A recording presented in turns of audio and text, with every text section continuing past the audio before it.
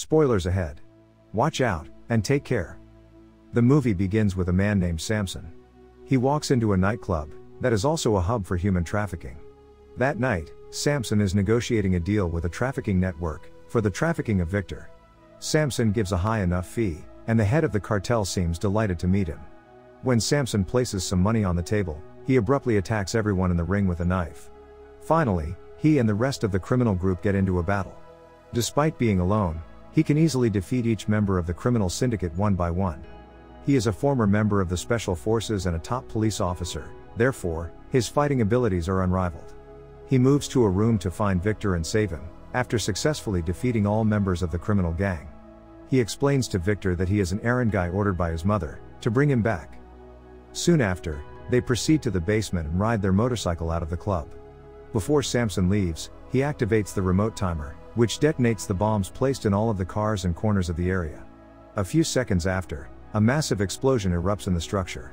The explosion murders all members of the trafficking gang. Not in Samson's knowledge, he had forgotten something crucial. All of the prisoners in the building will also be killed by the explosion and fire. The next morning, Samson is awakened by the sound of a police phone call. He is summoned to the trafficking hub, which had been scorched. When he gets on the scene, an investigator named Steve is furious and disappointed in him, for what he did the night before. He inadvertently killed numerous youngsters who were being held captive there. The majority died as a result of carbon dioxide poisoning induced by the fire. According to Inspector Steve, Samson, who was previously a member of the Special Police Unit, is still employed individually by some parties.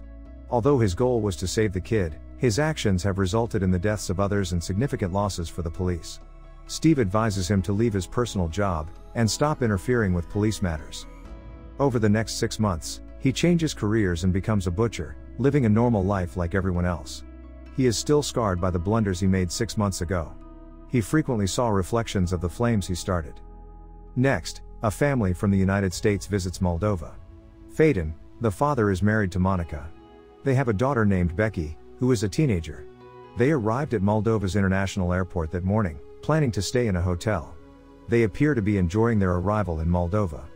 Phaeton is an MMA fighter who will compete there. When Phaeton is photographing his beloved daughter, he is unaware that a woman named Amelia is taking photos of her from behind. Becky begs her father's permission to go to the balcony, to find a more stable cell phone network when they arrive at the hotel. Meanwhile, Phaeton is glued to the TV, watching MMA events. Becky happens to meet Amelia, who is standing on the balcony of the adjacent room. The signal on the lobby floor, according to Amelia, is more stable than the signal on their floor. Phaeton then looks for Becky while calling out her name.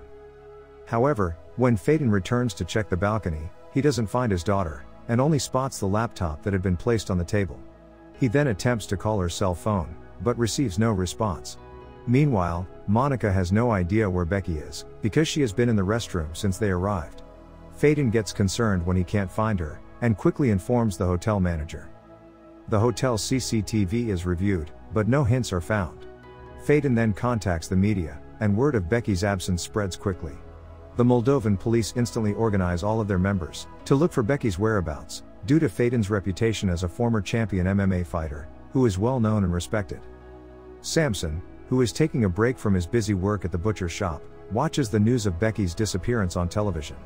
Becky's parents, Phaeton and Monica, come to see Samson shortly after, to seek his assistance in finding their daughter. Phaeton states that someone from the American embassy instructed him to go visit him, and seek assistance. He explains that he can't help them because he is just a regular person. Monica, who had previously served in the police force, recognizes his tattoo, and knows he had worked in a special police division. Phaeton and Monica beg Samson for help finding their daughter and even pay a substantial sum. However, he denies the plea, because he is still traumatized by his previous mistakes. That evening, just as he is about to close up shop and head home, his son Selwyn comes to see him. Selwyn is the guy from the American embassy who recommended Samson to Becky's parents. Selwyn tries to persuade his father to assist Becky's parents in finding their teen daughter. According to Selwyn, the police are currently unable to do much, because the true crime gang is still shielded by specific authorities. But once again, Samson declines the plea. Phaeton hasn't given up, and continues to approach people on the roadside near the nightclub for help in finding his daughter. When Phaeton approaches a bar to inquire while holding a photo of Becky, some guys insult him, claiming that Phaeton is incapable of caring for his daughter. This immediately triggers his emotions, and he starts fighting some guys. He can't defeat them on his own, because there are too many of them, and they severely beat him. Fortunately, a man with a black mask arrives out of nowhere to save him, and beats all of the men in the pub. The man in the black mask turns out to be Samson, who had been following Phaeton for quite some time. Samson then takes Phaeton to his butcher's shop, to have his injuries treated.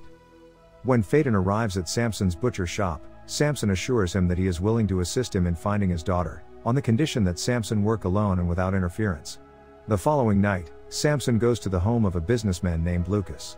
Samson initially disguises himself as a messenger, in order to get access to the gate guard station and assassinate the guard. He then enters the security control center, and enters Lucas' room without being noticed by the other guards.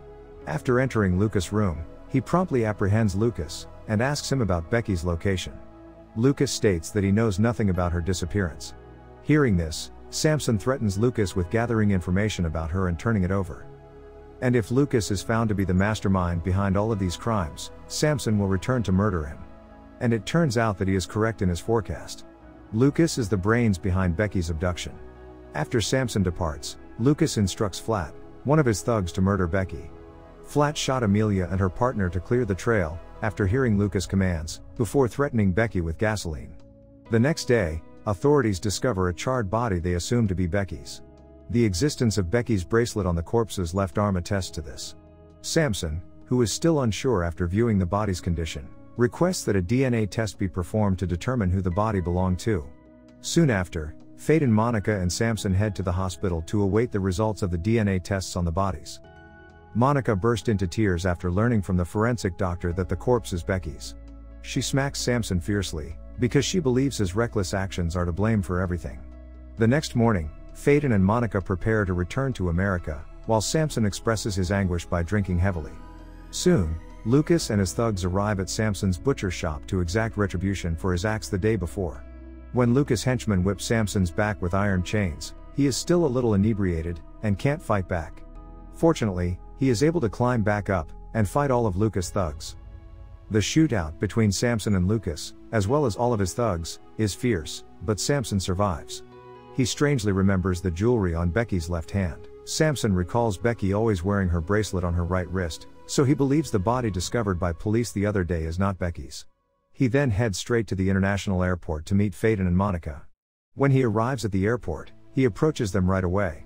He then states that Becky was still alive, while describing the bracelets on Becky's hands. According to Samson, the forensic doctor who examined the body may have been bribed by the suspect in Becky's kidnapping. The three proceed to the Pryor hospital right away, to arrest the forensic doctor. After he is detained, Monica and Phaeton compel the doctor to reveal who had paid him. Stilu, according to the doctor, is the individual who paid him to falsify the DNA test findings. Stilu is the Deputy Defense Minister of Moldova, and the owner of a trafficking company. Stilu kidnaps American girls on occasion, because he enjoys having American girls serve him. He is aware that the forensic doctor had told his secret to the three that day. He directs Flat to handle Becky's parents' difficulties, after hearing the doctor's call. Samson, on the other hand, transports Phaeton and Monica to a place to keep them safe from Stilu. He reassembles the previously stored weaponry. Meanwhile, Becky is observed being held hostage in a remote spot away from cities. When the guards around Becky become careless, she grabs her smartphone, and dial her father's number. Through the phone signal, Phaeton and Monica are able to locate Becky.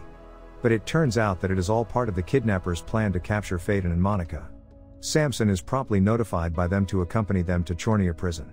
Samson tries to dissuade them from following in the footsteps of the suspect in the kidnapping. Phaeton and Monica arrive at the destination and quickly look for a means to get in, because it is strongly guarded by armed forces. They go directly into the place after successfully removing the gatekeeper.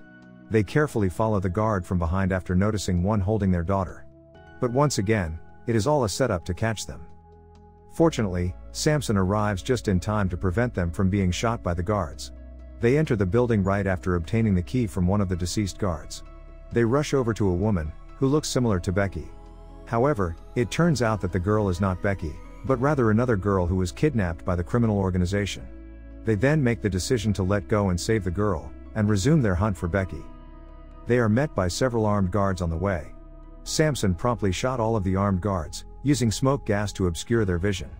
Flat, who is watching the action from behind the monitor, quickly orders his minions to surround Samson and the others. The shootout is unavoidable between the thugs and Samson's crew.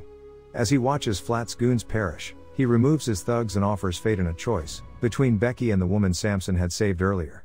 Flat threatens to kill Becky if Phaeton does not agree to the swap, so they have no choice but to make it.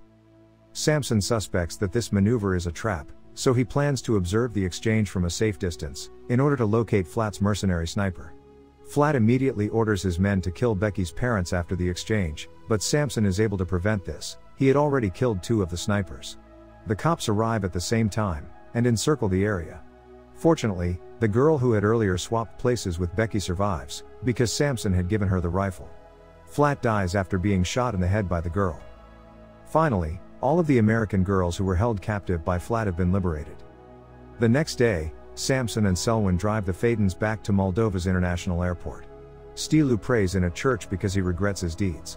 When he is confessing, Samson arrives out of nowhere, and shoots him dead, declaring that God might forgive him, but Samson won't. The end. Thank you for watching. Subscribe if you'd like to see more videos like this. Turn on the notifications, and leave a like to help the channel out.